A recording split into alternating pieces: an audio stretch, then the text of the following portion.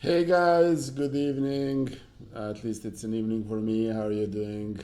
My apologies to that tonight's stream is actually being done from my office one of our offices in New Jersey, and my IRL has intruded, and I didn't really want to cancel this stream because I had a very interesting match about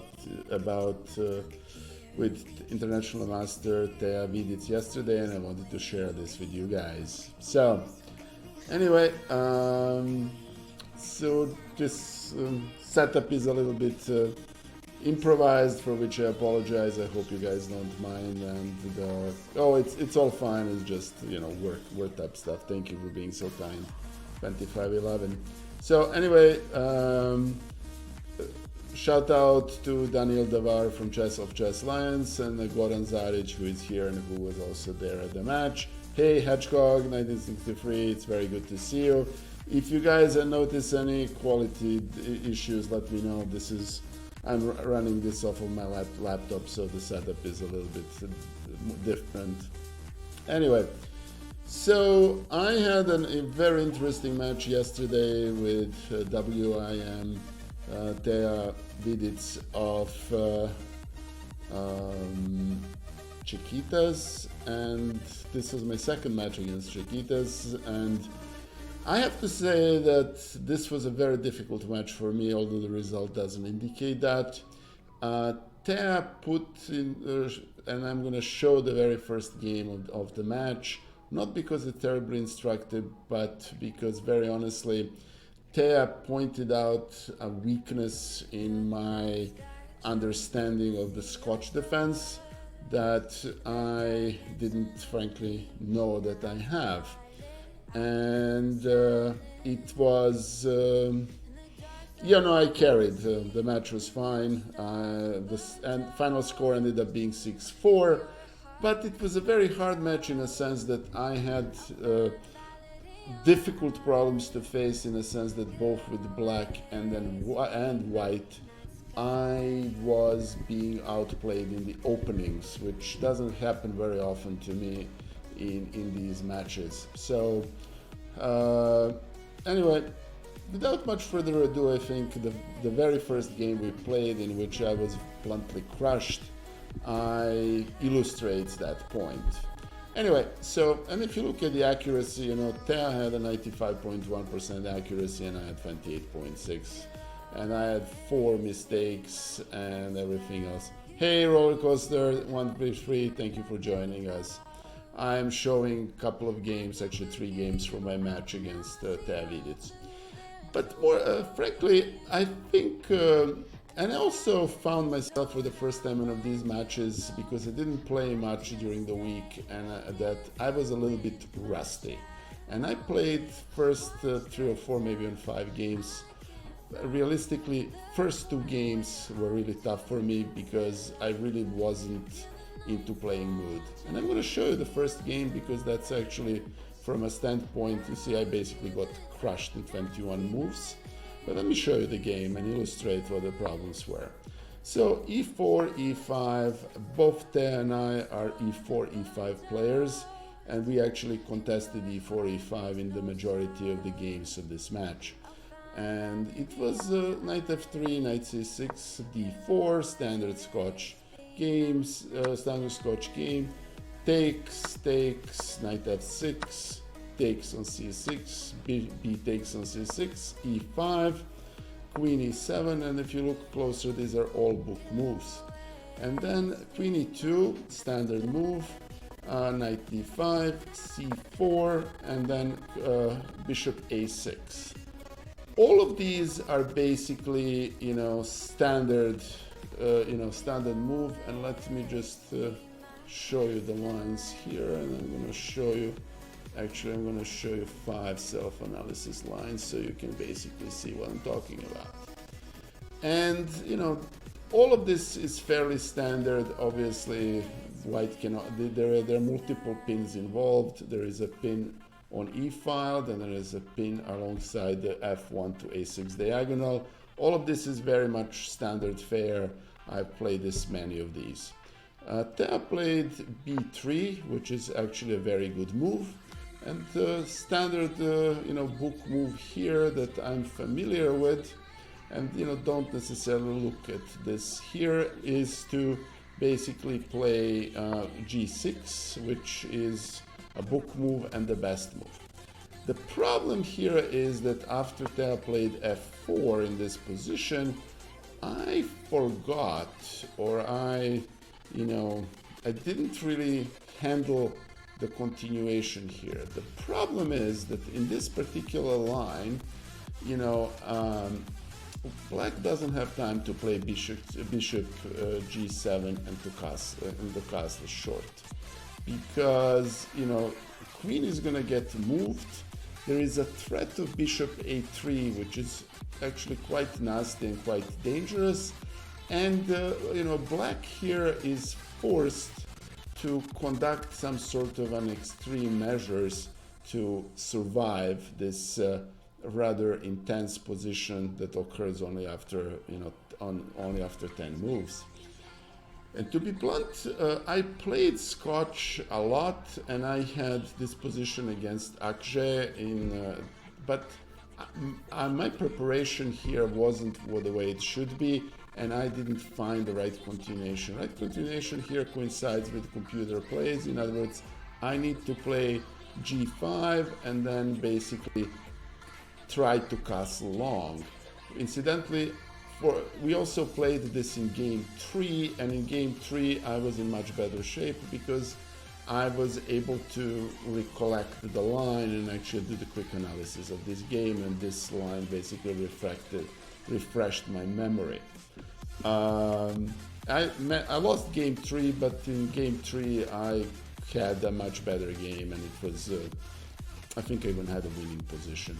So basically I made an error. I played bishop g7, and bishop g7 unfortunately is not fast enough. And Laura played queen f2, which is the best computer move.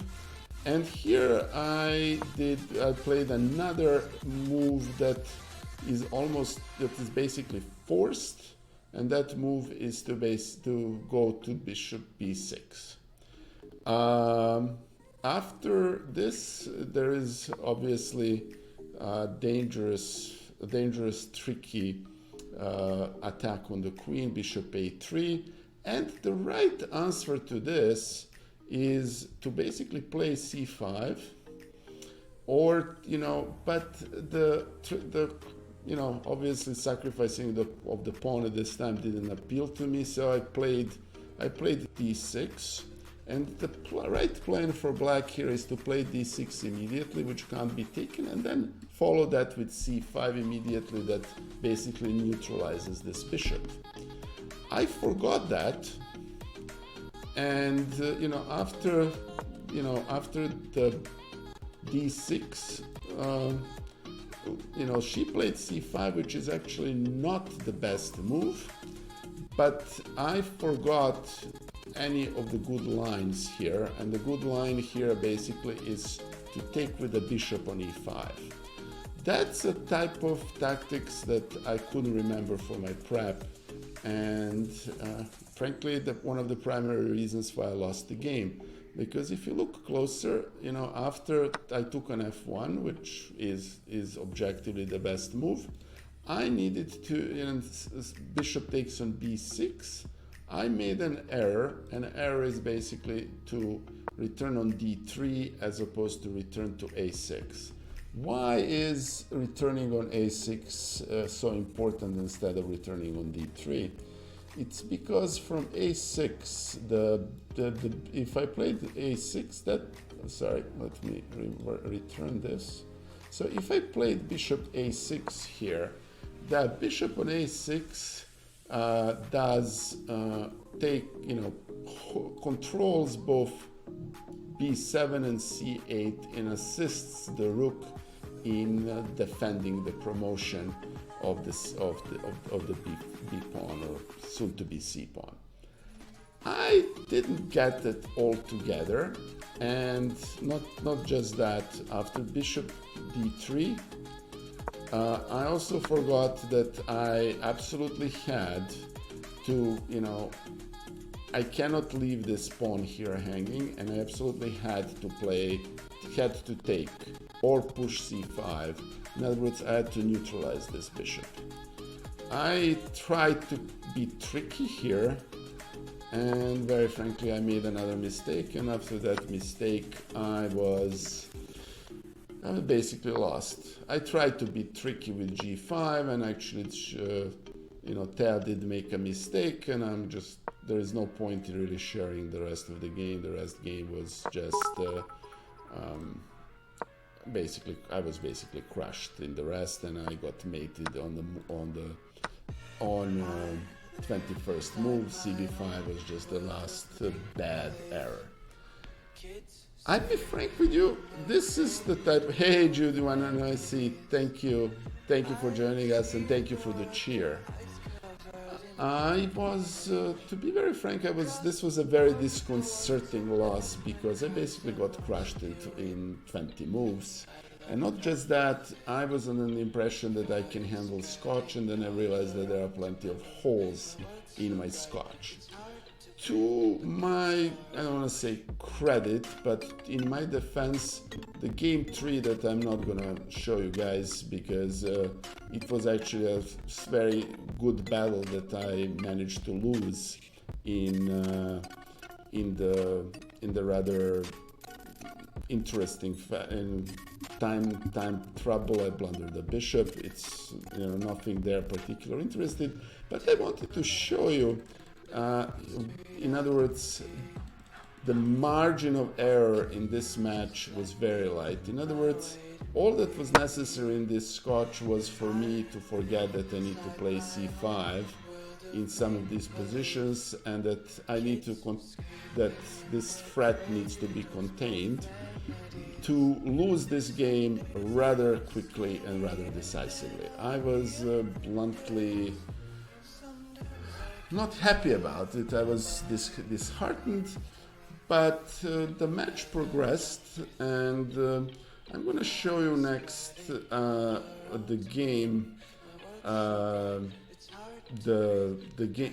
game that was actually, according to the computer, the best game that we played, and this is actually a game that I won, but I should have lost. And the reason I'm showing you these particular games is, you know, first, this is the most decisive game of the match. I mean, I basically got crushed in 20 moves. I was shown to not be able to handle properly this variation of the Scotch defense. I basically got caught in opening prep or forgetfulness of the lines. Thank you, Baxter 420, for the follow. Very greatly appreciated. Thank you, my friend. And I was not, you know, and in a match situation, even if a relatively long match, like a match of 10 games, it wasn't pretty. And this was a very hard match for me. I'm going to show you next the game that we played afterwards that I actually won. But that game was also very difficult because we, in addition to this, Teja showed me that another opening, this time as white, I have a problem with, and that opening is, and I'm going to switch to analysis here, and I'm going to show you the lines, and I don't know why I need to do this again, but let me do this real quick. In other words, it showed a rather, frankly, this was my match number 14, and in none of the matches I played, I was so out-theorized in the opening as in this one. And obviously, you know, it's not, you know, I was planning on playing fried liver, but I lost 2 games in fried liver. Fried liver is, incidentally, if in this position, sorry, let me show you here. If you know, white plays bishop knight g5 and then threatens to take on g7 followed by d5, and I'll spare you the details of those games. So anyway, I played knight c3, knight e4, and I've decided to you know, to mix it up and to play this a little bit differently. The normal move is 94, but I think this sacrifice of a pawn, which is actually temporary, is fully. Hey, just Melissa, buonasera. It's very good to see you. Thank you for joining us. It's very good to see you. I'm showing some games from my match with Teja Vidic, and I apologize for the setup. I'm doing this from my office in New Jersey. I didn't want to cancel the stream, but for various reasons, I have to do this from my office as opposed to from my home. So my normal streaming setup. So if there is a little bit of a quality difference, I apologize. Anyway, so after take on c3, which, you know, computer likes, well, it's not really a clean office. If I actually were to turn the camera around, you will see it's rather messy here. It's not messy here, but it's rather messy here. It's rather messy there, but thank you, I appreciate it. Anyway, so it takes on c3, bishop e7, which is actually not the best move, and then queen d5 basically is an aggressive attempt to capture the pawn, and after the pawn capture and basically queen e5, this is hey Hedgehog, thank you for the comment of the quality. This is royalty-free music, so I'm is the volume too high? I can lower the volume if you think. Let me know. And guys, just one thing as a big shout out. Everything, Hedgehog's 1973 has been helping me out with the YouTube channel. He's basically been posting and editing videos for the past couple of months, so I'm very grateful to him. Yeah, this is royalty-free music, so I don't think we're gonna have a problem with YouTube. I hope not, at least. So thank you.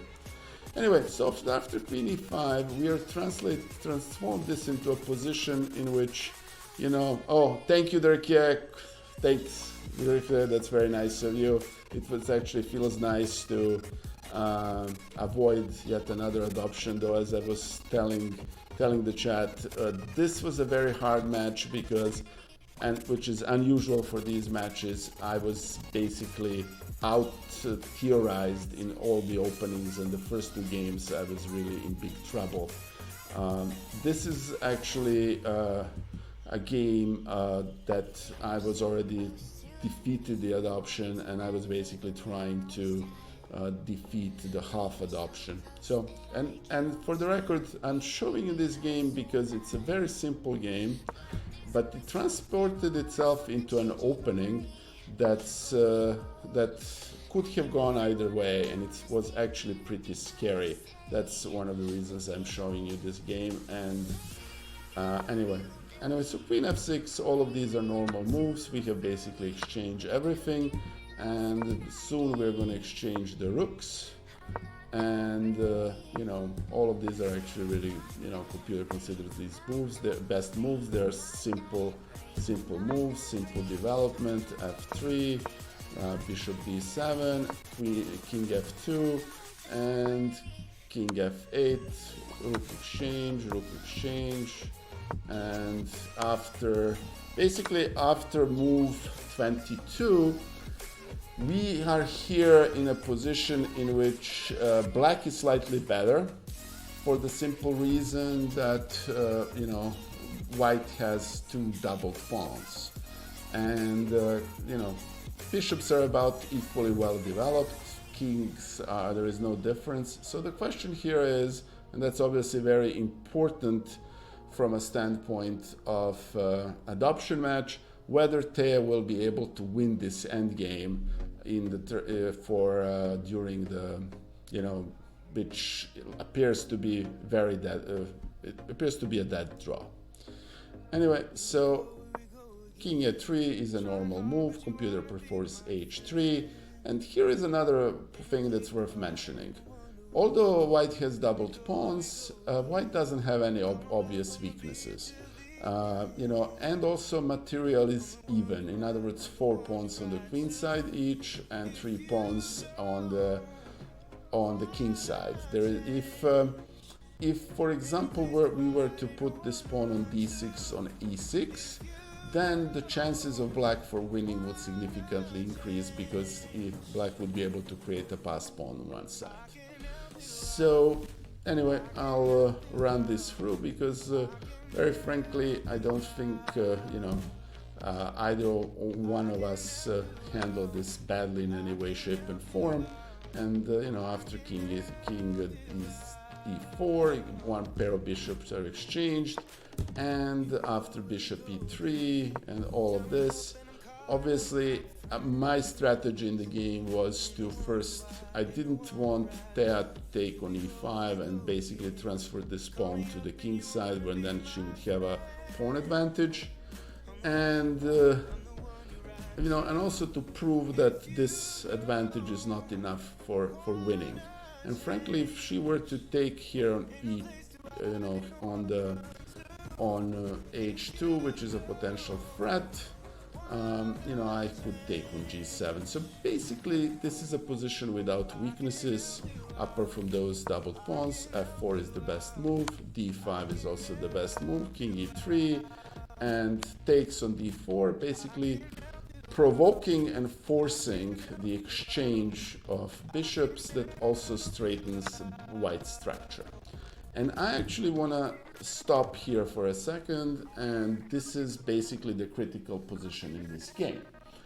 The question here is, bluntly, who is better in this position? The one thing in pawn endgames is that advanced pawns are usually the weakness unless they can become passed. Black is better in this position for the simple reason that black has a move, and after king f5, the black king is more active.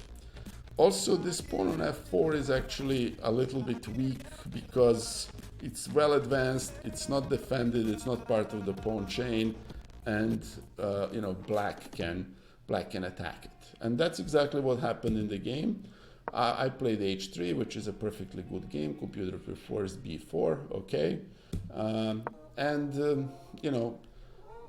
h4. Now h4 becomes one of those strange pawns that can be very weak or can be very strong, because basically now white has its kingside pawns. These two pawns are immobilized, and as we all know, the number of tempi in pawn endings are actually can be very significant. In other words, if we were to consolidate these pawns, or these pawns were to be blocked, white would be very pressed to not allow black king to penetrate. However, for black king to penetrate, it needs to find a path. And right now, this pawn is defending g4, pawn of f4 is perfectly fine, and d4, e5, this pawn controls d5, e5 and c5. So right now there is no way for the black king to penetrate into the white's position. So after this, I played a4, which the computer considers the best.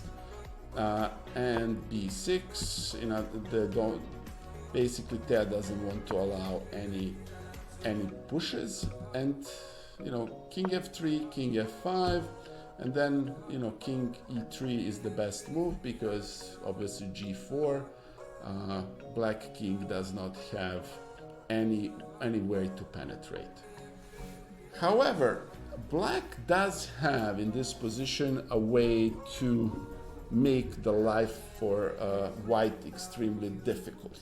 And the way to do it is to play g5, play f6, and then get this pawn of g5 at the moment when when there are no tempi on the queen side, and and white king is on f3.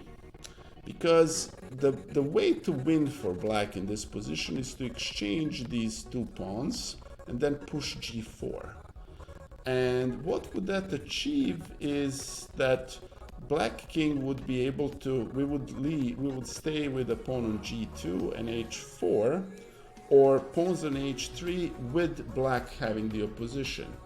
And then this pawn on d4 is something that the king would need to defend, and the pawn on h3 or on g2 would need to be defended. And I'm gonna, in a few seconds, I'm actually gonna play the main computer line when you will see how that works. One huge benefit for me, which is why I didn't actually lose this game, though I'm showing it on my losses because this was a very instructive pawn endgame. You know, there is a difference in the clock. I have 60, you know, Teja has 16 seconds, I have 43 seconds. So I am actually, miracles sometimes do happen, I'm actually ahead of on time here. Anyway, so we continued to, she played king e6, which is fine. I played king f3, king f5, you know, king e3. I'm obviously perfectly satisfied in this position to repeat the position. And she played c6, which is not the best move. Best move is actually f6, g5. But anyway, I played c3, and then then c5. And here is first instructive moment, and I'm going to show you the report here. Report, when you look at the graph, this is the moment where, you know, when all of a sudden white is winning the endgame. And the winning the endgame is basically when Teja played c5, I needed to find this resource, basically a pawn breakthrough. And that pawn breakthrough is to play e5, and then obviously after take on e5, all of a sudden white has a passed pawn, and that basically completely changes the evaluation of the game, because now black king needs to retreat to take care of this pawn. These two doubled pawns are basically useless, and white is going to collect the pawn on d5 and then win the game. And alternative is, you know, instead of taking on a5, and incidentally taking on a5 is the best move according to the computer, was to take on d4, and after taking on d4, white actually has time to grab this pawn and then generate a passed pawn here and promote it into a queen. Frankly, I'm showing you this game not because of this end game, because my very first match, my very first adoption match against Chiu Zhao was, I defeated adoption on I think it was 7th game, because Chiu overlooked a pawn breakthrough. And these type of things illustrate how tricky these end games are. In other words, you know, this is one mistake and basically it loses the game. And, you know, instead of that, I played b4, and b4 is actually a huge mistake, because after this, white is basically lost. And how is white lost? And I'm actually going to play this out for you. I'm going to show you the primary computer line. There are other options. The option is to play f6. Then white doesn't have anything better than king f3. And then after king f3, white, it serves to black advantage to first push b5, and then we're going to make this, and I would have probably exchanged the pawns. Okay, and after king d3, black has g5, and after takes, and white doesn't have any better, black takes. And here is a very instructive, hey Davina, it's very good to see you. I'm showing the games from my match with Teja. I'm actually showing a very instructive pawn end game that and this is actually a game I managed to win, although I should have lost, and I'm showing you the path to lose. So king f3 no longer works because black has one typical motive, which is temporary sacrifice of the pawn on g4. White doesn't have anything better. And after king g5, this pawn falls, and with this pawn is likely to fall. And even if it doesn't fall, you know, after say something like this, you know, I am, you know, this pawn is gonna fall, or this pawn is gonna fall, and black is winning. Hey, Mad Queen, it's very good to see you. Thank you. Big shout out to Mad Queen, if you don't mind. If you don't mind, one of the mods, just give her a huge shout out to the Mad Queen. Thank you for joining us. So, in other words, what's interesting here, and I'll, you know, is I'm not gonna, you know, the black in this position, yours truly played a losing move b4 and instead had a winning move, which was a5. And I have to admit, I didn't see this path to defeat. And thankfully neither did Teja, and Teja was basically then continued to press. And I played, you know, and then we played we played this. And Teja actually played f6, and then king f3, and then actually, you know, Teja didn't have time to play g5. She flagged in this position, and frankly, I was quite relieved that happened.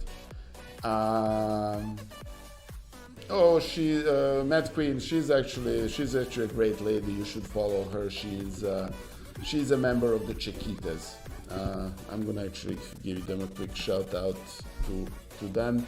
Chiquitas are 3 Slovenian ladies that stream together, and they have actually a very interesting stream.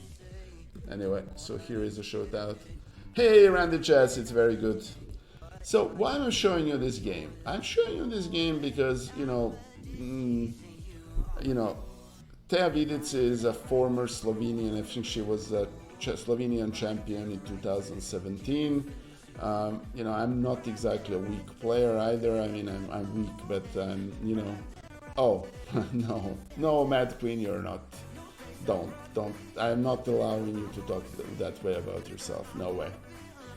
So, and we basically blundered our way into this endgame, and you know, I should have basically lost this endgame. And frankly, I think if I was playing, if Teja had more time than 5 seconds, or I had, you know, I would have lost this endgame. Anyway, so, you know, and this illustrates a type of endgame that we had to face, but good news for me. Hey, Lali, thank you for joining us. It's very good to see you. Thank you, my friend. I know this is very late for you. I'm showing some games that I played against Teja Vidic on Sunday, which score-wise, as I mentioned before, looked like a really good adoption match for me, because the match score ended up being 4-6, and it could have been easily 5-5. But from a standpoint of my chess advancement, it was very troubling. Hey, Pizza Racer, thank you for lurking. It's always good to see you. It was very troubling because I completely was outplayed in 2 openings that I thought I had under my belt. It was, you know, fried liver attack as white and Scotch defense as black. So, oh yes, you're, yeah, I know. Yeah, just for you who may not know about it, Lali shared this with me. Lali was playing against some gentleman whose average accuracy on all his games was, I think, over 99%. So, what can you do? It is what it is. We all have to deal with this. All right, so okay, let me just make sure that, okay, music is still going on. Very good. So it's just a little bit, it's a quieter melody than usual. So, you know, I was very happy because this basically made the score in the match 4-2 or 5-2, and that basically defeated the half adoption as well. I didn't deserve to win this. I consider this a loss, because I basically managed to mess up the pawn ending, and I was just saved by the clock, or if you want, saved by the bell. I have to say that I think in the second half of the match, I somehow recovered my bearings, and I'm going to show you the very last game that was played. And if you look at the evaluation, that was actually a very interesting game that could have gone either way. And it's illustrative of the type of the games that we played in the second half of the match. First, the match started 4-0 for Teja. Then I managed to win game 5. Then I think she won game 6, and then I won the remainder of the match by a score of 4-2 or 3-2. And this was an interesting Rio Lopez. It was a very unusual variation, which frankly I was, 97, in which I was actually somewhat, I need to change move, but my apologies, I didn't do it yet. So the next match is actually on next Sunday, and it's going to be a surprise opponent. That match is going to be a little bit different than the previous matches. Stay tuned for that one. Anyway, after b5, bishop b3, g6, d4, takes and takes. And you're not, apparently, you are not supposed to take, and I'm supposed to play knight g5 instead of taking, which frankly I couldn't remember. And I agree. I thank you. I know your emote is the best Nikolai emote. Oh, I'm glad it got approved. Thank you, Mad Queen. That's a beautiful emote. Appreciate that. Thank you. Anyway, so bishop g7. This is a type of opening that I think Teja was using to throw me off, and in which this was all very good for white, but as usual I managed to get myself outplayed in similar positions, but I was saved, and you will see, by a little bit simple tactic here. And I'll show you bishop d5, and after bishop d5, this knight on d4, believe it or not, is a mistake. And why is it a mistake? Mistake is that white now can actually take on d4 and exchange the queen for 3 pieces, because after let me do this better. So basically, after take on d4, queen takes, knight takes on c6, and although the queen is gone, the queen is under attack, the bishop is under attack. This knight is defended, and on top of it, white can collect the black rook, and 3 pieces completely dominate the board, and the poor queen is rather stuck. So anyway, I didn't see that initially, and neither did Ter, neither did Lara Janjic, who was commentating the match. And after bishop h5, I actually saw, and I took advantage of it. So after knight d4 and take on d1, black doesn't have anything better. Then I took on c6, and queen b6 is actually not the best move. Queen d1, and queen b6 is not the best move because it basically allows knight e7, and after knight e7, bishop takes on a8, and and then all of a sudden white is here winning. And which brings me, I'm showing you this game because it illustrates. Hey, Sirhan87, thank you for joining us. It's very good to see you. Hedgehog actually met Queen in previous iteration of my emote with Mad Queen. Actually used the Kevin emote and so on. So she's. I remember watching the movie. I actually really liked that movie. David Bowie is Tesla. David Bowie had some interesting film roles. Anyway, so this is a completely one position for white. However, this position is not straightforwardly winning, and yours truly in positions like this have been known to blunder, and that's basically exactly what happened in this game. And another thing is that hey Julian, it's very good to see you. It's always good to see you. Thank you for joining us. And hey, big shout out to Julian, and big shout out to Kimi. Thank you for being here. I'm showing some games from that I played with Teja Vidic yesterday, and also a big shout out to Kimi. And I always manage to misspell Kimi's handle. Hopefully I won't do that again. Let me do that. Oh yes, I made it. Good. I'm actually very happy. So this is basically the last game we played, in which I had some tactical advantage, and this is a completely winning position for white. But yours truly, especially when he's down to 30 seconds, manages to mess this up. And sorry, my computer is lagging. Knight f5 is not the best move. I should have just taken on d6. And b4, which is not a good move, but it's a tricky move to handle.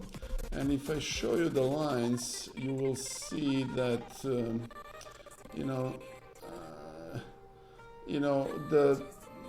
it's not entirely easy to handle this position. I obviously played rook d6, which is not the best line, and after queen c5, which is another inaccuracy. Knight g7, as you can tell, both of us are trading mistakes. I allowed Teja to capture the knight, and after this I made a couple of more blunders, and all of a sudden this is, I transformed +5 into all zeros, and then with 9 seconds left I proceeded to lose this position, sadly. And in this position, I think I just blundered the rook and ended the game. Why am I showing you these this particular 3 games? I'm showing you these 3 games because first, this is a much harder match than than most of them where I had worse score than the score itself would indicate. When you lose by 6-4 in the adoption match, that's pretty damn good score. However, this put me in a very difficult situation, because normally, and in most of my matches, I'm not outplayed immediately in the opening. And in this match, in both first 2 games, I was completely dominated in the opening, and that was very hard. Good night, Mad Queen. Please plead rest, and I hope you feel better. Thank you for joining us, and thank you for all your support. It's always good to see you here. So I was completely killed in the opening in the first 2 games, and I'm actually, since this ended up lasting, I'm actually gonna, if you can bear with me, I'm actually gonna pull. I showed you the game number 1. Hey Kimi, thank you for thank you Mad Queen for the subscription. And all right, come on, my computer is very laggy because this is a laptop, and yeah, all right. Oh, hold on, come on. I'm going to show you, I show you game number 1, I'm going to show you the game number 3, which was basically I'm going to show you game number 2, because Game number 2, I was also completely outplayed in the opening. And yeah, let me just wait until this finishes, go to analysis. All right, very good. So showing the lines. So anyway, so e4, e5, it's a normal, fried liver attack, or better known as knight attack, and Polaria, and these are all normal lines. And truth be told, I think I have discovered all of this is theory, all of this is standard stuff for standard operating preparation, and knight f3 is obviously theory, but I've discovered that after bishop d6, yes, computer judges this to be better for white because white has an extra pawn, but I have yet to learn how to be comfortable in these positions. And you will see that after castle and castle, I'm already starting to making, blunders. Hey, worship, my friend. Thank you for the raiding of the party of 43. It's always good to see you. Thank you so much, and welcome. Welcome, raiders, thank you, worship, for joining us. Very greatly appreciated. Welcome to my Best Losses Monday. This is a standard feature on my channel. Every Monday at 8 p.m. New York time, I analyze my losses. Sometimes, like tonight, they're associated with the matches I played on Sunday. I played a match against WIM Teja Vidic of the Chiquitas. I managed to defeat the adoption. Match actually ended up in my favor in these matches. I lost it by 4-6. But I had difficulties in this match that I really didn't face before. I was never this significantly, and I'm going to continue this, outplayed this badly in the opening and was this uncomfortable in the opening. I made major mistakes in the blunder here. This is already kind of a strategically lost position for white because of this huge pawn center, and this rook is very passive. These pieces are completely undeveloped. And this bishop is a monster. This bishop, although in its starting position, is also a monster, and queen is ready to hop here and start attacking.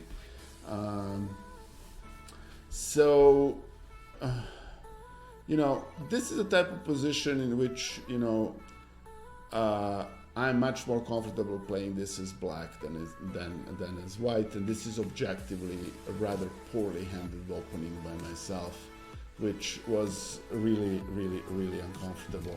Anyway, after e4, I played bishop g5, which is not the best move because it sets up the stage for this bishop to be trapped.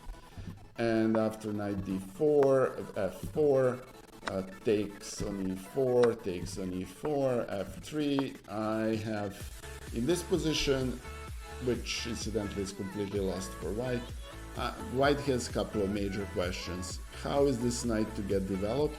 And more significantly, how is this bishop going to be saved? Music is crapping out, want me to. This is royalty-free music. I can probably lower the volume. Let me see. Or I can find another. Let me see. Yeah, unfortunately, one disadvantage of royalty music. I'm gonna forward to something a little bit more interesting. Anyway, so white has here enormous question marks. First, what do you do with this? What do you do with this bishop? How do you rescue this? How do you develop this knight? How do you stop this pawn? This rook is potentially in danger, and so on and so forth. And how do you prevent this rook to coming over and then conducting a major attack?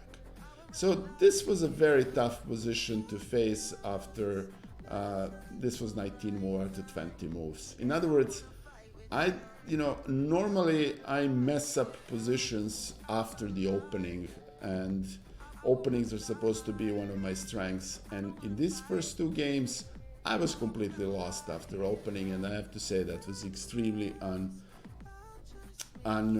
uncomfortable. Anyway, queen e1, trying to get to h4, and then kind of trying to make something, and also trying to prevent queen h5 to respond with queen h4. I should have basically not done this. I should have just played bishop h4 and returned to e1. But bluntly, having a position in which I have a rook and a knight and a queen and a bishop on first and another rook here appeared pretty depressing to me. So anyway, queen g6 is actually not the best move. Thankfully, queen h4 as intended, and then rook f7, which is actually throws away a significant part of advantage, and then desperate tasks for desperate measures. I played bishop d8. I probably shouldn't have done it, but as I said, I was trying to rescue the bishop. After bishop d7, which is an obvious move, bishop escaped to a5, and I was exchanged for a rather dim knight on b7. In other words, the whole bishop g5 excursus was pretty much a disaster. So yes, white here has a pawn advantage, but the pawn advantage is this doubled pawn of e5. Black has these monstrous bishops, has developed rook, menacing queen, and I still have to figure out what to do with this knight to d1. And in other words, I managed to, mess up this opening, and after rook e8 and rook e1, which is another mistake, bishop c5 is here a blunder. And why is it a blunder? Well, yours truly, by playing rook on e1, basically trapped his own queen. And after bishop e7, the queen would have been trapped, and that would have been, for the record, Alpaca Screed, believe me, this is nothing. You will see much bigger blunders in this game. You will see.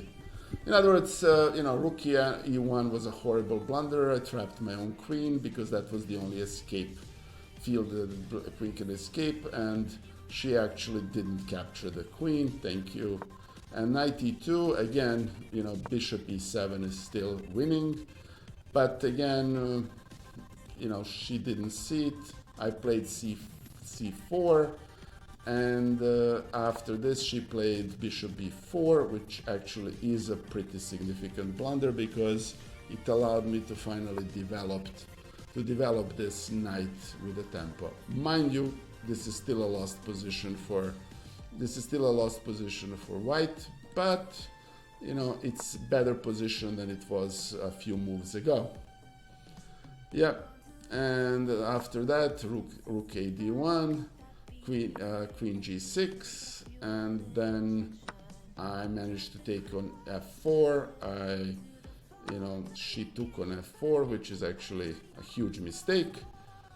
I took, and here is, comedy of errors continues. She takes on c3, I take on e3, and you wonder what the blunders were. Well, rook e3 is a blunder. Why is it a blunder? Because it blunders queen on f8, mate in 1. And in Nicola's defense, it's 5 seconds, and I didn't see it, and said, yeah, I'll pack a screed. Yeah, it happened. As I said, Teja is Nicola's YouTube, is it in error? Let me see. Sorry. It shouldn't. Jesus. Okay. Oh, my apologies. It has a dot. Thank you for that. It has a dot at the end. If you remove the dot, it actually does open up. Sorry about that. Thank you for pointing it out. God bless Randy. So just if you remove this, anyway. So yeah, and for the record, the WIM Teja Vidic is a 2017 Slovenian national champion. She is a very strong player. She, you know, it's just, I guess, part of the game. Of course, yours truly didn't see it. You know, took. I think Hedgehog, it's my fault. I'll fix it in Mubot after the stream. Don't worry about it. So obviously, I took on e3, queen e3, and then, believe it or not, bishop and f6 is best. And here is a beautiful part. In this position, white is winning. You know, this is +3 for white. All right. And, you know, I managed to play queen d3, which is stupid. And then she played queen f7. And after queen f5, which is, you know, I don't know why computer considers that to be the best move. Oh, yes, because it's a best move. I actually flagged, which is because basically neither Teja nor I noticed the fact that, you know, after I take on d4, she cannot take the queen because I'm giving her a mate on d8. In other words, you have two pretty strong players playing. Yeah, pizza racer flagging is never a bad move. Anyway, oh, thank you. Thank you, Hedgehog, greatly appreciated. I'll fix also the Mobot. Yeah, the Mobot is brutal. Sorry, Julian. Anyway, so, you know, so we basically both completely overlooked the fact that, you know, that 8th rank of black is completely undefended. And, you know, did I resign or flag in this? I think I flagged here. Anyway, the reason why I'm showing you this game is to illustrate not so much that both Teja and I are patzers who don't see basic stuff. And I'll tell you one thing. One thing I learned about these matches is that actually playing with adrenaline rushing and when you don't have time is very much different than one expects. So anyway, embarrassingly bad, but that's not why I'm showing you this, to show how badly mangled was that endgame. The problem I'm showing you here is that this is a type of opening that I thought I had under my belt. Hey, Latinkista, thank you for the subscribing with Prime. That's very greatly appreciated. It's so good to see you. Thank you for spamming my favorite too old to slowly emote. And thank you for the follow, St. Louis chess player. Anyway, so, you know, I have discovered that I need to revise my opinion about how suitable for me is to play this fried liver thing. I am not, you know, I'm not happy with the positions that result for me playing knight g5 after bishop c4. So I think, you know, that's frankly, and this is one of the huge advantage of playing these matches. I would rather find this out playing Teja on Twitch than play some sort of over-the-board tournament and discover that I really cannot play this. So I'm gonna have to come back to drawing board and discover how I'm gonna if I'm gonna play bishop c4, I need to figure out how I'm going to handle knight f6, and the fried liver is not the answer. I need to figure that out. So that's, you know, so that was game 3, and so the score has, or no, sorry, this was game 2, and then the score became 2-0, and I basically had no openings. And I'm going to show you real quick one more game. that because I unfortunately have an IRL obligation at 9:30. Story of my life, unfortunately. But I want to show you one more game that illustrates better, how the match progressed. I think that after the game 2, I have proceeded to play significantly better than prior to the game, and I'm going to show you game 3, which was, oh come on, okay, no, I don't want a rematch, I want analysis, come on. All right, so I don't know what you guys think. Okay, no, sorry. All right, so I think we need to go to analysis here. Okay. All right.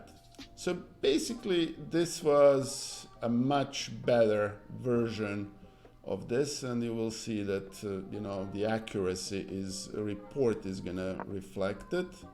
I was actually pretty happy with this game. Obviously, for Teja, this is basically a bread and butter opening, so of course she's gonna have a very high accuracy. But I improved from 28% to 90.8, so that was pretty good. And I think I actually had this game pretty much in hand until the last time scramble. So we basically played the same opening. And come on, my computer is lagging. I will show you the few lines. It's a normal Scotch opening. Kilimanjaro 9, my opening is, my opponent in this game, and actually all games tonight, is WIM Teja Vidic. She is one of the 3 ladies, or 4 ladies of the Chiquitas. She is the 2017 Slovenian national champion. She is a great lady, and they're great streamers. I'm going to give them a quick shout out, so please give them a follow. I had a very interesting match. So 187, for me, the longer the better. As my emote illustrates, I'm too old, too slow, and I've always, the longer the time control, the better it is for me. So I like long time controls. Anyway, so, and yeah, I'll take 90. But the problem is, you have 90 points, 90 something, and then you lose. I still remember playing Dania once and losing in 24 games, and computer gives me something like 96.5 accuracy. The problem is that Dania had something like 99.4, and he completely destroyed me. So computer accuracy is, an interesting exercise. Anyway, so takes. After e5, basically we're following the guidelines from the first game, but that are already shown, and incidentally in which I got completely crushed in 20 moves. But here I've remembered that I need to play this d6 sooner rather than later, and here I digressed from the primary line, and they basically cast long, which is one of the topical options here. In other words, that kind of prevents white from this whole b3, bishop a3 nonsense that completely killed me. So it's a little bit dangerous to castle on the side when your pawn structure is destroyed like this one, but I felt that I do have my chances, and after I neutralized this bishop, I played the move that I think is my favorite move in this position, which is basically c5. Yes, this bishop is a little bit pickled, this pawn is weak, but this structure is very hard for for white to penetrate. On top of it, you know, the black king can go this way or can go this way. In other words, it has a little bit of avenues approach that are not immediately obvious, and they will come into play in this game. Hey, Tamhas one, thank you for joining us. I'm showing my games from my match from with WIM Teja Vidic. So anyway, after queen c2, best move, g5. g5 is a move I frankly quite like, because once this bishop comes to g7, it's going to be a pretty strong bishop pointing to the heart of the white's position, and that would be pretty dangerous. Anyway, Teja continues with her plan to basically continue the attack and grab this pawn. You know, this pawn is basically lost, and then obviously Teja took it. And this is one of the interesting positions in this game that I really liked. Obviously, this king is in a little bit of danger, actually a significant bit of danger, but you know, none of the white bishops has actually easy avenue of approaching the black king. You know, this bishop on f1 is hitting the c4 pawn. Bishop on e3 is hitting the granite on c5. Knight on f3 basically has nowhere to go. And, you know, to activate it, white has to go something like this. I'm sorry, I'm not very good at drawing arrows. And to bring it here, in other words, 4 moves. And here is another motive that, frankly, I kind of considered. If you know, this queen is alone in attacking, has really nowhere to go. In other words, this queen is in danger of being trapped. And that actually came very strongly into the play.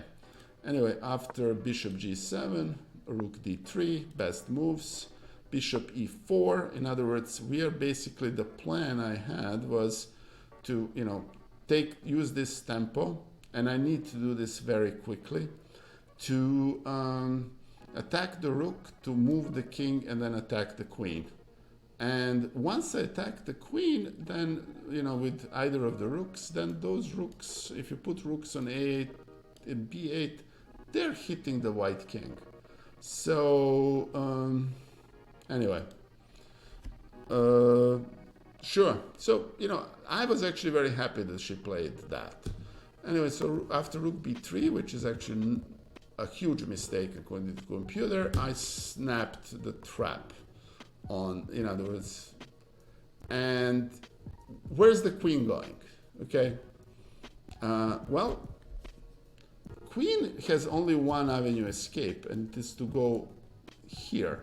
And then, you know, if they actually played this, so I'll show you. But, you know, and queen a4 was better. But, you know, after queen d2, and, you know, the pawn on a2 is dead, and all of a sudden the situation has completely reversed. Black is here winning, and by a very significant margin. So the reason I'm showing you this game, and I managed to lose this game, is the difference between game number 1, which I lost in 21 game, and the difference, and this was that I managed to find a line that I was able to hold, which involved castling long and so on and so forth. So bluntly, I lost this game, but I'm very proud of this game because I was able to make a 180-degree turn in the match. In other words, after this game, I was no longer worried about Scotch, and we actually didn't play Scotch again. That doesn't mean that I don't need to refresh Scotch, and actually both Dan and I exchanged the notes in which basically said, thank you for this match, you proved me that I need to do this, and to refresh my openings, and we are probably, this was a very useful match for me from that standpoint. Anyway, I'm going to show you the rest of the game. Rook e3 is the only move. after taking. I should have done something different, but the rook b8 is a pretty good move. Take the d3, knight g4 is a blunder. You know what, Stockfish, go rook b3, yes, is probably a better move. And actually Lara Yangel, who was also a member of the Chiquitas, who were commentating that this match, basically said so. But you know, and on some level I'm not sure you know, the rest of the game is that important, because it illustrates that with 8 seconds I'm not very good at conducting an attack. I should have played queen c3 here, and you know, and then although the game lasted a long time, I managed to blunder this game towards the end, and you know, I cannot conduct a tactically strong position like this one with 8 seconds on the clock. And I made a huge blunder, bishop c3, at which point, in all honesty, the rest of the game is not even important. And even Thea was a little bit confused here. She should have just taken on c3 and so on. Bottom line, at the end of this, she was up. She ended up being up a piece, and she converted it. It took her something like, and I'm just gonna walk through this. Even my computer will allow me, which it won't. But actually, let me show this for the, you know, for the sake of. Anyway, she queen f3, queen. Oh, I'm sorry, this is jumping all over the place. She took on c3. And after queen c3, bishop c3, the rest of the game is really not important. I'm gonna, Tamas, you asked me to evaluate the strength of women chess players you played so far. I think that I played very strong players. Actually, the strongest player I faced was Anna Muzichuk, who was a very strong player. I think Anna could probably defeat everybody.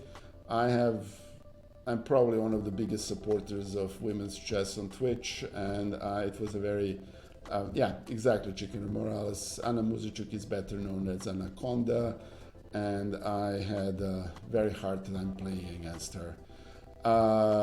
So the variety of the styles that I faced is also interesting. There are some players that are like Anaconda, like Anna Muzichuk herself, or Dina Belenkaya. The very strong positional players, then you have very strong tactical players like Lile Koridze or Thea herself. So, you know, for me, it's an honor and a pleasure to play against, you know, Slovenian champions or Italian champions that I also followed. So I hope that answers your question.